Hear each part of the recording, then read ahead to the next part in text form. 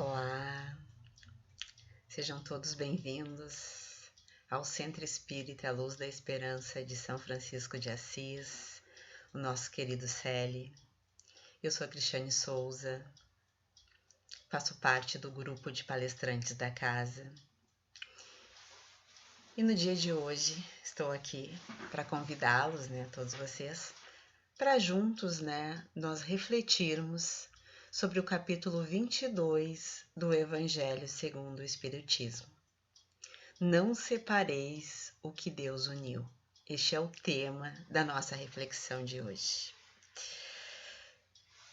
Com certeza, muitos de nós, pelo menos, ao ouvirem esse tema, começam um questionamento, começam a se questionar sobre a indissolubilidade do matrimônio, a indissolubilidade do casamento.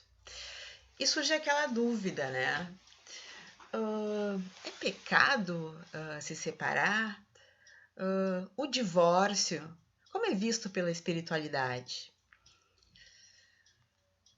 Eu devo permanecer casado mesmo quando eu já não estou mais feliz? Será que é isso que Jesus nos ensinou?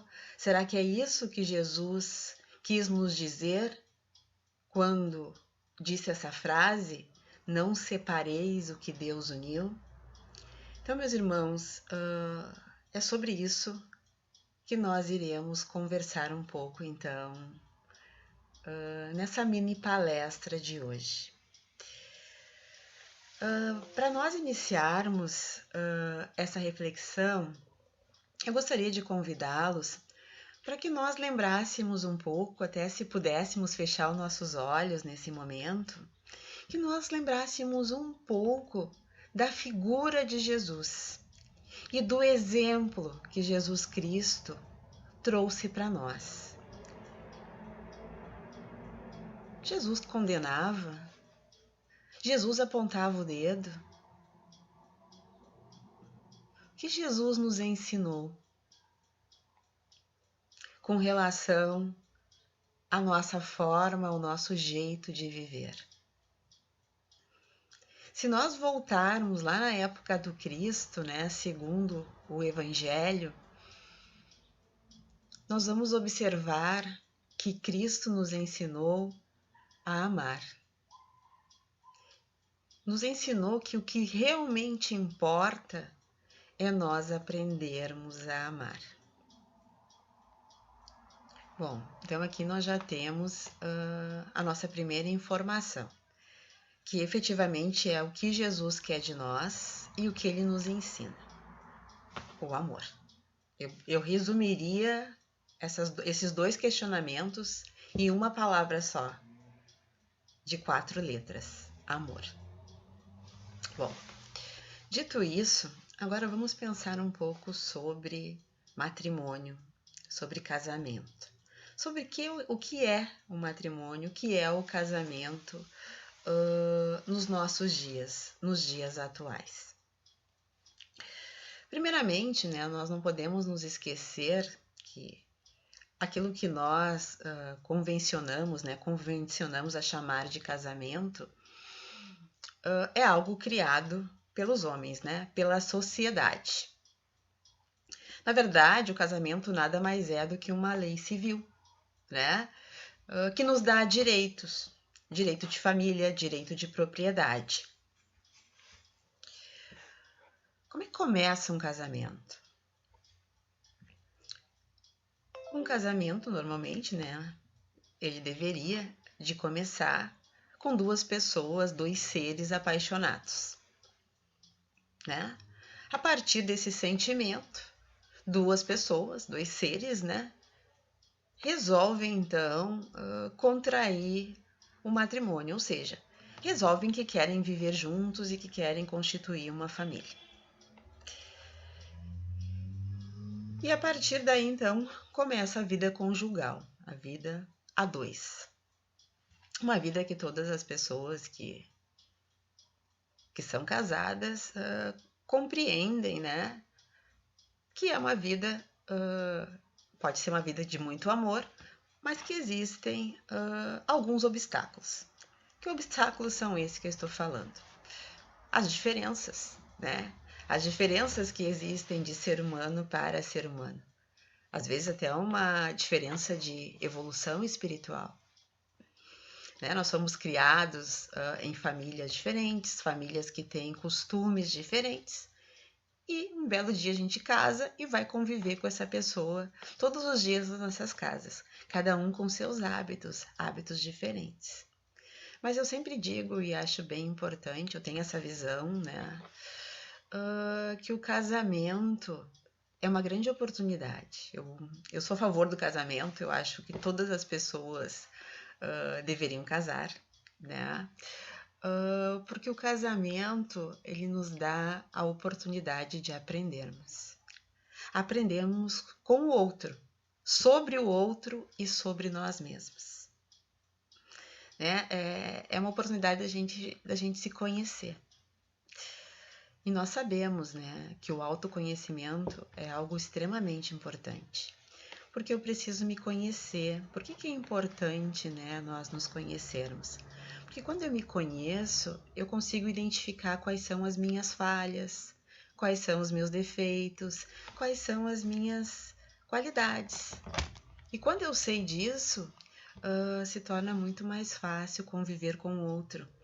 É muito mais fácil eu entender as imperfeições do outro, eu entender os defeitos, as falhas. Mas o casamento também acho que uma coisa muito importante que a gente desenvolve ao ser casado é a tolerância, né? Nós aprendemos a tolerar os pequenos defeitos do outro, assim como o outro também aprende a tolerar os nossos defeitos. E isso é muito importante, meus irmãos, porque normalmente a gente casa jovem, né? Quando nós somos jovens, o que nos chama a atenção no outro, né? Muitas vezes é o físico, e aí surge aquela paixão, a gente está apaixonado. E quando a gente vai para a vida real, como eu costumo dizer, o casamento, a gente percebe que as coisas não são assim tão românticas como quando a gente imagina. E eu não estou dizendo aqui que isso não seja bom, né? Claro que a paixão, ela pode ser conservada, ela deve ser conservada, mas o que eu quero dizer aqui é que depois, com o passar dos anos, a paixão, embora ela vá acalmando, né? Começa a surgir um novo sentimento, que é o sentimento do amor. Algo mais maduro, algo mais intenso, que faz com que a gente se torne tolerante, que a gente aprenda a conviver com os outros, com o outro, melhor dizendo, né? Depois vem os filhos, aí vem novos aprendizados. Então, o casamento, ele é muito importante no nosso desenvolvimento quanto espíritos e quanto seres humanos. Aqui eu estou falando de uma forma, né? Essa seria, talvez eu poderia dizer, a forma correta de nós iniciarmos um casamento. Mas infelizmente não é só dessa forma, né? Não é dessa forma, sempre dessa forma que os casamentos ocorrem. Muitos casamentos eles ocorrem pelo interesse material, pelo interesse no que o outro poderá me proporcionar.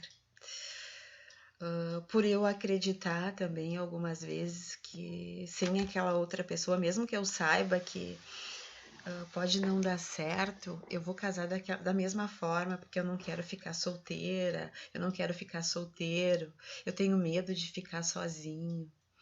E mesmo às vezes sem ter um sentimento forte o suficiente para levar um casamento, eu acabo aceitando casar com aquela outra pessoa. E depois, né, eu colho as consequências dessa escolha, que às vezes não é uma escolha feliz. Às vezes eu faço algumas escolhas com relação ao matrimônio, a obrigação, muitas vezes, que eu sinto de ter que me casar, que podem me levar a trazer infelicidade para minha vida. E eu entendo, eu compreendo que um casamento ele deve ser para trazer felicidade para ambas as pessoas, né? Que um casamento ele só tem razão de ser se eu estou bem e o meu parceiro, a minha parceira também está bem naquela relação, nessa relação. Mas, como nós somos seres livres, com livre-arbítrio, né? Nem sempre acertamos nas nossas escolhas. E como eu disse já anteriormente, né? O casamento, ele é uma lei humana. E é uma lei que ela muda, né? Com o passar do tempo, com a mudança de costumes. O que é certo num país é proibido no outro. Né? O que é errado num pode estar certo no outro. Então, tudo depende de como nós, como seres humanos, olhamos para essas coisas. E nós sabemos, né, meus irmãos, que tudo que é feito pelo homem, tudo que é feito por nós é falível, né? A única verdade infalível que existe são as verdades que vêm de Deus, né? São as leis divinas, as leis que foram criadas por Deus. Isso que é o divino. E o que é divino no matrimônio, né? O que pode fazer, né, que um casal ele possa efetivamente estar ligado pela eternidade, né? O que faz com que duas almas, né, ao reencarnarem na Terra, elas olhem uma para a outra e verdadeiramente, efetivamente, elas possam contrair as bodas do matrimônio e fazer com que essas bodas elas sejam eternas. E o que eu quero dizer com eterno, né? Que esse laço ele se estenda além dessa encarnação. Só a lei que é imutável, a lei verdadeira, a lei do amor.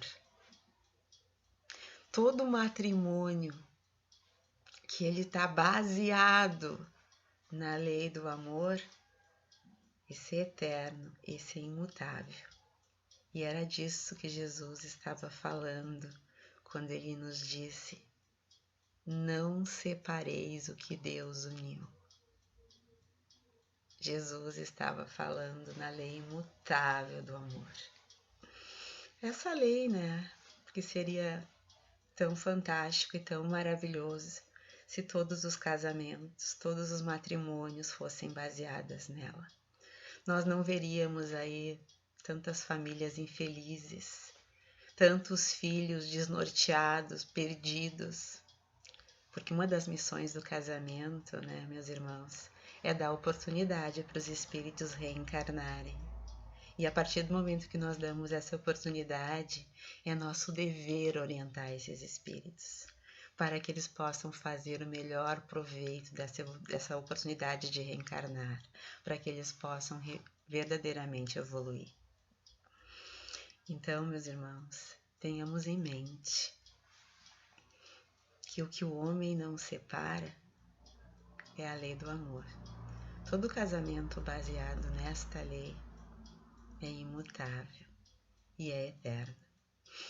Feliz seria, né, da sociedade se todos os casamentos fossem baseados no amor. Talvez houvesse menos egoísmo, menos orgulho, menos preconceitos, menos desamor.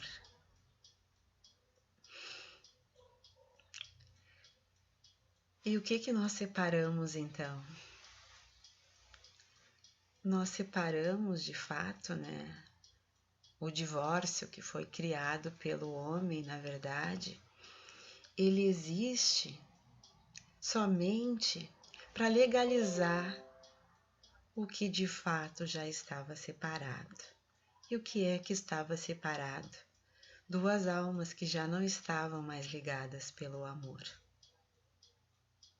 Então, meus irmãos, com certeza, Jesus, né, nosso Cristo, nosso Mestre, ele não recrimina o divórcio. Ao contrário, ele quer nos ver felizes. E se nós não estamos mais felizes, o divórcio veio, né, para libertar socialmente o homem e a mulher que já não está mais verdadeiramente casado com o seu cônjuge, porque os laços do amor já não estão mais presentes.